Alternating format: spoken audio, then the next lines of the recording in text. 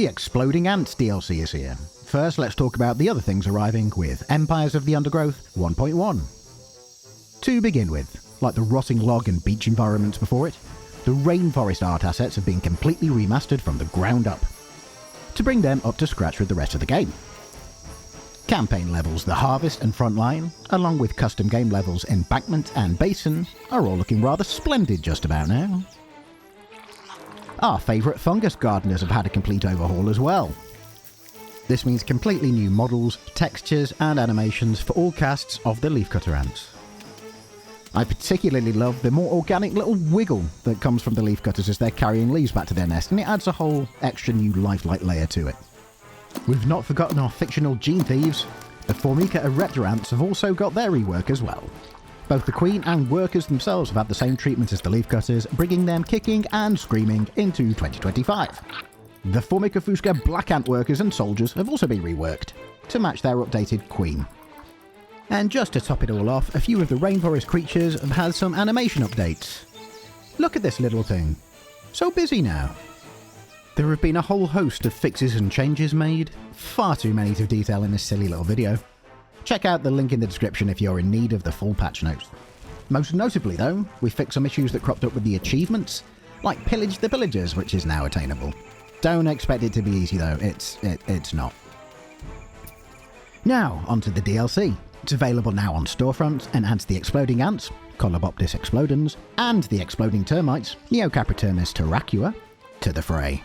Once you have the DLC, the exploding units from both species will be available to add to your erepta colonies, soldiers for the ants and workers for the termites. They'll also be available as independent colonies with queens and additional units in custom games, and feature in their own twist on a rainforest level. So let's take a closer look at them both.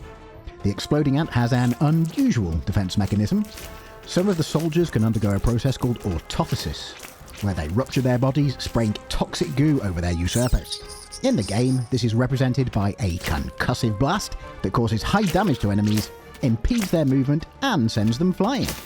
As expected when added to an erepta colony, exploding ant soldiers will have a choice of upgrades. One choice is between controlled blast and violent blast, increasing the damage or radius of the explosion respectively, while chain reaction or persistent secretions will increase the damage of other exploding ants caught in the blast, or leave a pool of liquid on the ground that deals continual damage.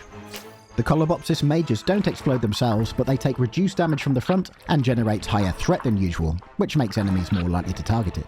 It has an underground-only area of effect ability, where it becomes stationary and increases the armour of nearby allies.